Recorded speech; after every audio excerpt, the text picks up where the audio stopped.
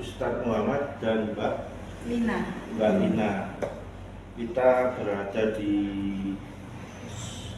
store Bomboloni dan Virus Bomboloni. Bomboloni. Nah, ini saya bersama ownernya. Buka store ini sudah berapa lama? Ini sudah jalan tahun kedua. Tahun kedua. Sudah berapa tahun? 2 tahun. 2 tahun. Kira-kira punya ide membuka ini dari mana? Idenya bikin bakeri ini? Dari ini sih emang passion saya di suka roti-rotian, terus karena pandemi nggak ngapa-ngapain jadi ya cari kesibukan kok asik nih belajar usaha jadi kesana. Iya. Kira-kira bisa pemesan lewat apa aja nih? Kita ada offline store-nya di Jalan Pecantingan nomor 70 Sekardangan Sidoarjo. Kalau online food-nya kita lengkap di GrabFood, GoFood dan Shopee Food. Nanti iya kalau mau di WA ada di Instagram kita di Virus Bombolon, di bio linknya udah tertera nomor admin kita. Tertera ya, jadi jangan lupa kalian pesan di IG-nya, Ya, linknya, bisa DM, bisa DM. WA juga. Juga WA bisa kalian pesan itu sama lewat online. Iya. Terus kiat-kiatnya supaya roti ini empuk dan enak itu gimana? Kita lebih banyak menggunakan telur, jadi biar Oh, jadi telur yang Iya. diutamakan, putihnya itu. kuningnya. Oh, kuningnya. Oh, jadi kuningnya ya. Sudah kursus berapa lama? Sering sih selama Oh, pandemi sering. kursus. Jadi sering kursus Iya. masak ya? Iya. Jadi ini ownernya ya, jangan lupa kalian DM dan search di bio linknya atau WA-nya ya. Iya. Nah, ini sekarang saya bersama Ustadz Muhammad, ada suatu pertanyaan kira-kira tentang religi mengenai tentang pelarisan di Indonesia ini masih banyak yang memakai pelarisan itu gimana Pak Ustadz, hukumnya apa?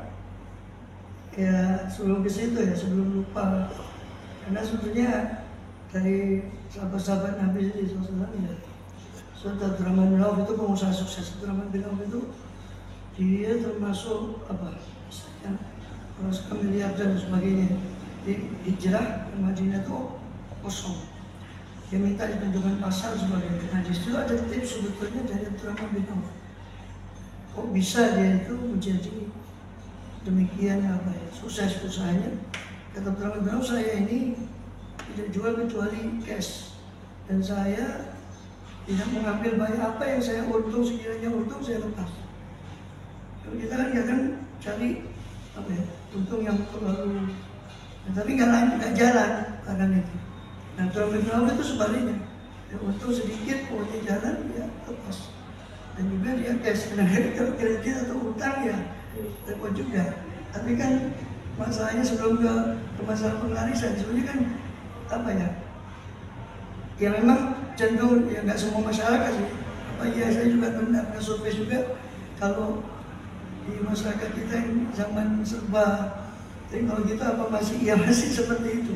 Nah, sebelum misalnya yang realistis saja, artinya dari sahabat Nabi, dari Rasul sendiri SAW, dia modal kejujuran dan sebagainya, amanat itu diremehkan. Orang sekarang kalau orang tua kita dulu bilang jujur itu mujur, sekarang jujur itu ajur gitu.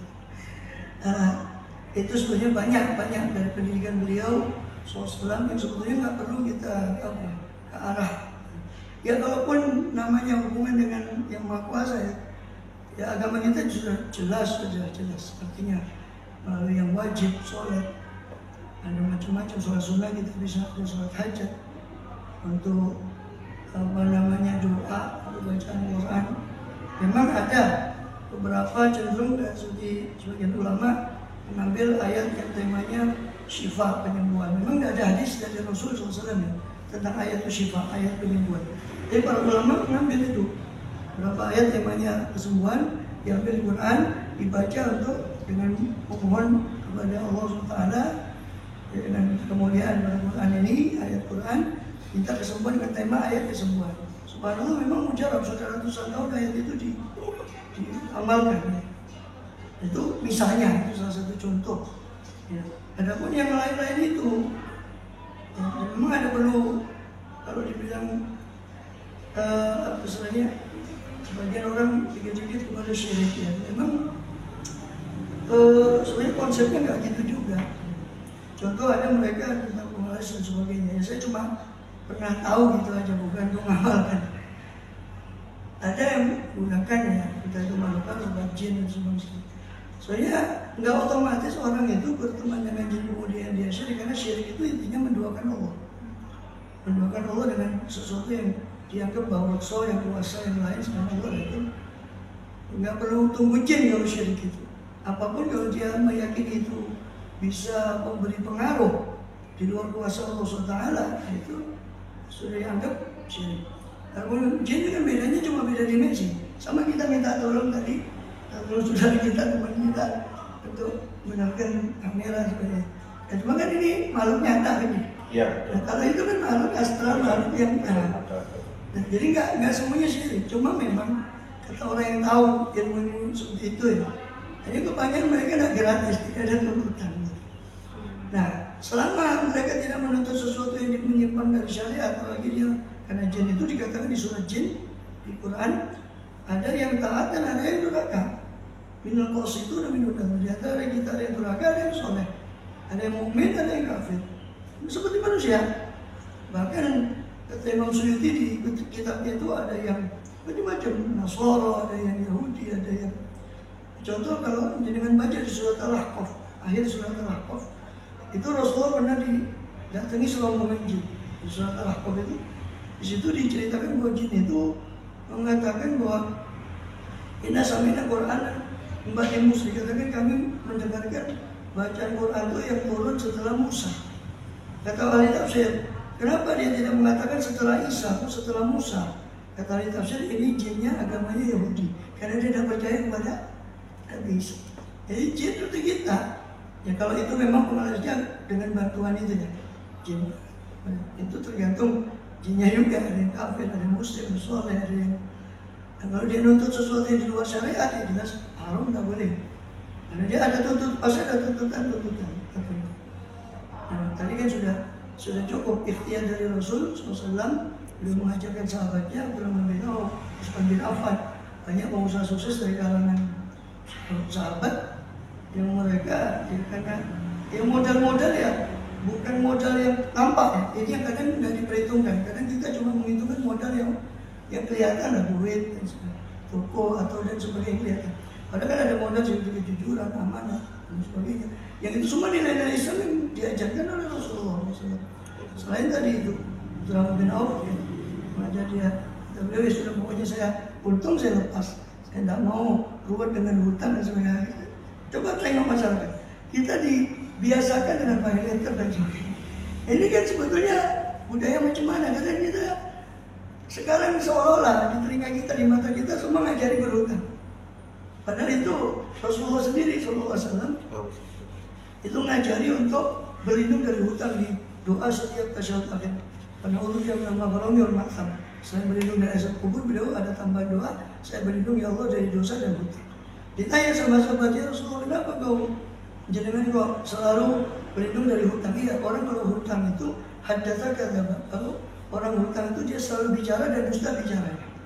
Oh ada bakal orang kalau hutang itu dia pasti janji dan akan meleset janji.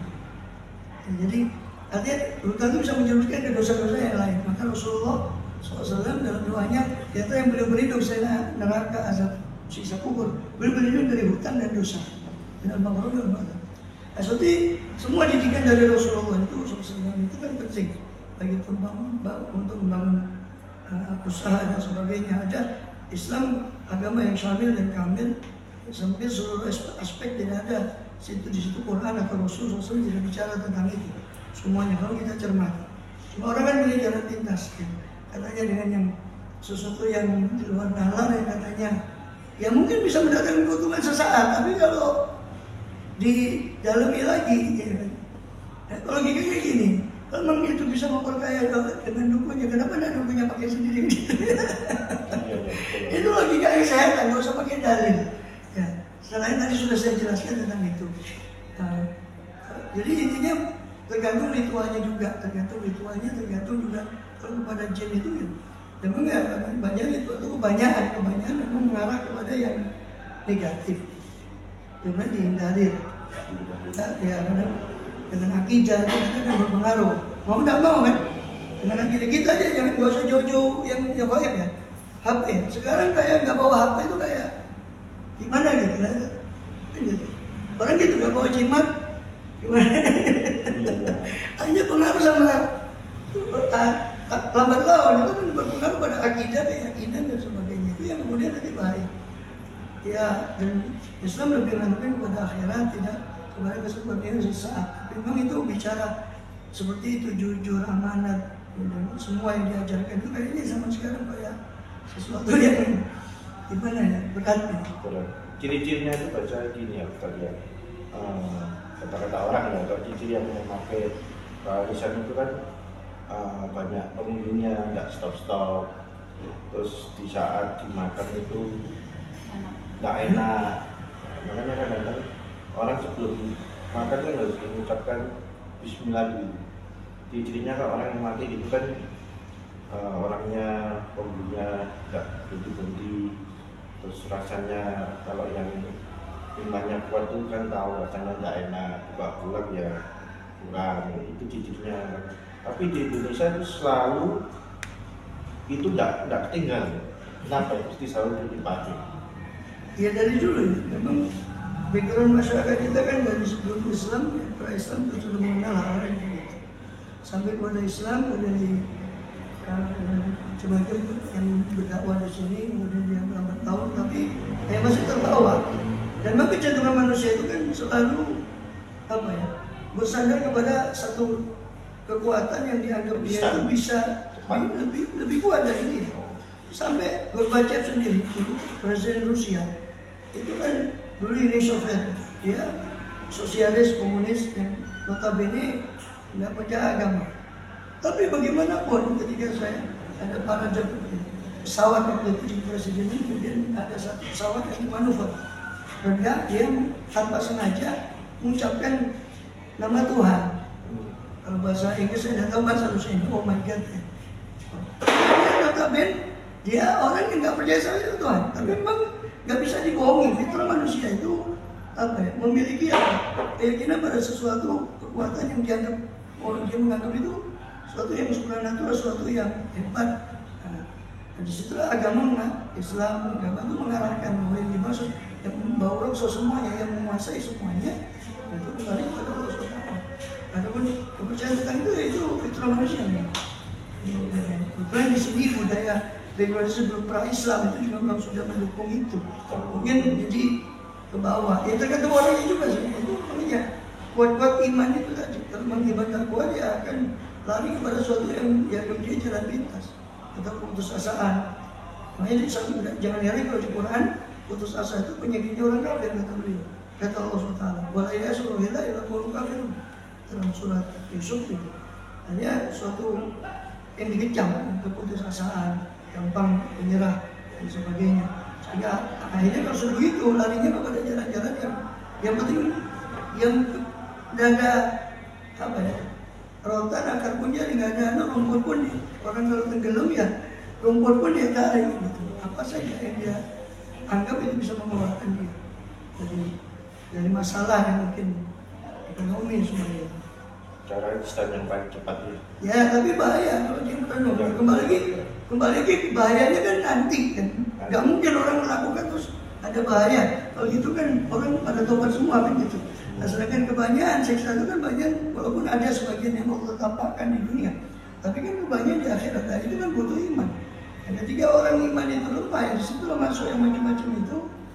Ya, termasuk sifat-sifat orang yang tidak beriman tadi, yang memutus asa dari rahmat Allah sebagainya. Nah, situ masuk yang macam-macam tadi, masuk pengaruh negatif tadi. Harusnya mereka itu kan meningkatkan kualitas rasa yang tinggi. makanan. Iya, yang realistis lah. Kan Rasulullah SAW juga mengajarkan beberapa. Seperti beliau sendiri, beliau juga alamin, bahkan jauh sebelum beliau diangkat jadi Rasul gitu. Dan itu modal besar, tapi kan orang cuma karena tipisnya iman, dia cuma menghitung apa yang nampak. Sesuatu yang tidak nampak itu tidak dianggap sebagai satu modal, suatu yang diperhitungkan. Kayak sifat kepercayaan itu kan tidak nampak. Cuma kan orang paham, kalau orang dikenal sebagai percaya, amanah dan sebagainya, orang pasti akan percaya pada dia gitu. Itu modal besar, tapi itu kan diperhitungkan, ya diperhitungkan sesuatu yang apa ya? Beliau coba lihat ke Syam itu bawa dagangannya Siti Khadijah, beliau tidak punya modal. Siti Khadijah yang sebagai owner kasih modal beliau berangkat. Tapi berkat kejujuran pulang membawa motor yang berikat dan diceritakan sama Maisarah sendiri. Kejujuran beliau SAW sendiri. Sehingga itu dan banyak lagi ya. Tidak lupa kepada Allah SWT ya. Daripada beliau mengajarkan segala sesuatu itu ada doa, mau makan, mau buka apa sih, masuk rumah, keluar rumah, mungkin masuk tempat usaha, itu ada doa. Beliau ajarkan semua itu. Nanti itu sudah cukup, dan itu realistis sekali. Ya. Sesuatu yang paling realistis sebetulnya, walaupun doa itu adalah Allah SWT. Saya pikir karena nggak kelihatan, orang nganggap itu kadang-kadang karena mungkin keputusasanya dianggap mana di mana Tuhan itu, padahal padahal dia sendiri yang menjauh gitu. Sebetulnya mereka itu seharusnya sudah tahu kalau ajaran itu kan kita dilarang, tapi datang manusia itu ya itu tadi godaan ya, iman tadi itu apa imannya ya Pak, setiapnya nggak kurang atau gimana ya? Ya pendidikan tentang keislaman, pendidikan tentang wawasan, tentang pendidikan umumnya, pendidikan agamanya. Karena iman kan tanpa ilmu kan tidak bisa. Kalau dia pendidikan dari agama ke agama itu lemah, ya tentu bagaimana dia bisa memperkuat imannya gitu. Sedangkan la ilaha illallah saja butuh ilmu, kata Allah surat Muhammad SAW, fa'lam annahu la, ketahuilah olehmu bahwa la ilaha illallah butuh ilmu. La ilaha illallah saja butuh ilmu, bagaimana yang lain sholat dan sebagainya. Kalau dia ada asupan daripada itu, dari mana dia mendapat iman gitu. Makanya kata Sayyidina Ali, kejahilan orang yang paling utama itu jahilnya dia tentang siapa Tuhan gitu. Kejahilan banget. Terus ini kita di sini ini disponsori oleh virus. Jadi ini ada donat, rasa apa ini Mbak? Coklat ya? Coklat. Tolong dicoba Pak Ustaz. Kiat-kiat mengenai Mungkin ada amalan-amalan apa yang bisa saya amalkan, bisa di-sharing. Ya sudah kembali ke tadi ya. Tidak ada ibadah badaniah yang paling utama melebihi sholat. Dan Rasul sudah mengajarkan sholat hajat. Guru kita mengajarkan sholat hajat itu enggak pas butuh aja, tapi dia harian. Jadi setiap hari itu kan kita bisa duha ya. Ya. Nah, itu digabung niatnya. Duha itu gabung dengan sholat hajat, istiqoroh itu hajat yang harian. Kalau kita punya hajat sendiri nanti lain lagi. Mungkin sholat secara khusus untuk hajat khusus tadi. Ini istiqoroh hajat harian. Jadi hajat sama duha jadi satu. Ya jadi satu. Bahkan istiqoroh juga. Istiqoroh harian. Apa maksudnya istiqoroh harian? Jadi ya Allah, apa yang saya mau lakukan hari ini, urusan kerja, urusan apapun, akhirat saya, dunia saya, apa yang mau saya lakukan, yang saya punya tekad hari ini saya lakukan, tolong berkahi mudahkan. Kalau istighfar biasa yang khusus itu kan Allah kalau perkara ini, tidak ada perkara yang disebut. Doanya mirip dengan itu, cuma Allah mainkan hadal amroh, ya Allah kalau perkara ini, nah perkara ini itu diganti, kita niatkan untuk hajat kita sepanjang hari nanti. Juga hajat, boleh digabung 2 atau 3 niat. Duha, istighfar, hajat. Sholatnya 2 rakaat aja. 2 rakaat aja, bisa 4 rakaat boleh, 2 rakaat boleh. Dan kalau Allah juga menyuruh di Quran untuk doa dengan Asmaul Husna. Banyak, boleh misalkan menggunakan ya Fattah ya Razak. Fattah yang maha pembuka, ya Razak itu yang maha memberi rezeki. Ya Fattah ya Razak itu bisa diamalkan juga setelah duha atau lepas dari duha itu sendiri untuk wirid. Dan Rasul SAW mengajarkan kita maaf kita kamar kecil itu kan ada doa sampai hal yang kecil itu nggak putus hubungan. Itu intinya sebetulnya. Kita masuk ke tempat kerja, masuk ke rumah, keluar tempat kerja, keluar tempat dari rumah itu ada doa. Minimal kalau saya memberi tips biasanya ada pengajian yang sudah sepuh ya. Kalau untuk memori sudah menghafal itu sulit. Saya bilang bondo nih cuma Bismillah, alhamdulillah. Bismillah di awal, alhamdulillah di akhir. Nah, kalau syukur-syukur dia bisa menghafal doa-doa tertentu, sudah keluar rumah dan sudah ada doa tertentu yang bisa dihafal, itu lebih bagus lagi. Artinya yang saya ingin juga katakan, jangan jadikan Allah itu tambal butuh. Jadi kita butuh saja. Nah, resep dari Rasulullah SAW, ta'aruf ila Allah bil khair, yarika bisujud. Berkenalan kamu kepada Allah waktu kau lapar, Allah pasti mengenalmu ketika kau sulit. Kita kan kebanyakan ya, ketika sulit baru. Ya. Pada resep dari Rasulullah begitu, berkenalan kau dengan Allah waktu kau luas, waktu kau lapar pasti. Itu kalimat bersyarat, pasti Allah akan mengenalimu waktu kau sulit. Gitu. Kalau masuk rumahnya orang, ya sudah jelas. Istiqnas ya, itu di surah An-Nur sudah yang bisa dibawa. sudah diajarkan. Itu istiqnas, izin dan bersalam. Fasta'nisu wa tusallimu, ada dua, minta izin sama salam. Dan Rasul mengajarkan untuk tidak memandang dulu ke dalam rumah, karena kata Rasul izin itu sebetulnya dari pandangan. Ini samimawan katanya orang Jawa, sama juga kita ungu-ungu assalamualaikum tapi ungu ke dalam, itu bukan suatu adab yang diajarkan. Adabnya berdiri depan, karena izin itu dari minggi balil basor kata Rasulullah, izin itu dari sisi pandangan. Nah ini kira-kira gimana Ustaz? Rasanya Ya sesuai dengan yang dikatakan gimana? Alhamdulillah. Empuk terus kurang apa itu? Pas. Orang kan terlalu apa ya? Kalau orang manis sangat ya. Terus ya, agak. itu apa ini? Strawberry tea. Strawberry tea gimana tempatnya? Saya coba sebentar.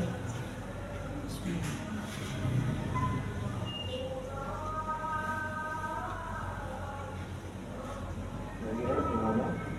Saya yang sponsor ini dari Ya. rasanya gimana? Kurang apa? Kurang banyak apa? Sudah pas semua? Pas. Dari rasa coklatnya? Ya, dan terlalu kadang-kadang kalau orang bilang apa? Kalian ya apa terlalu Enak. manis ya. Nah, ini jadi enak ya, pas ya. Dan terlalu manis juga saya kan. Di Dan yogurt juga saya. jadi ini semua pas ya. Jadi dari segi ibunya adonannya pas ya. Jangan lupa dipilih ya. Itu yang sebelah sana lagi kepingin bos. Oh gitu. Bagiannya itu bisa. Nah, itu. Nanti lihat dia. Oke. Oke. Nah kan. Ya. Terima kasih. Ya, sudah ini.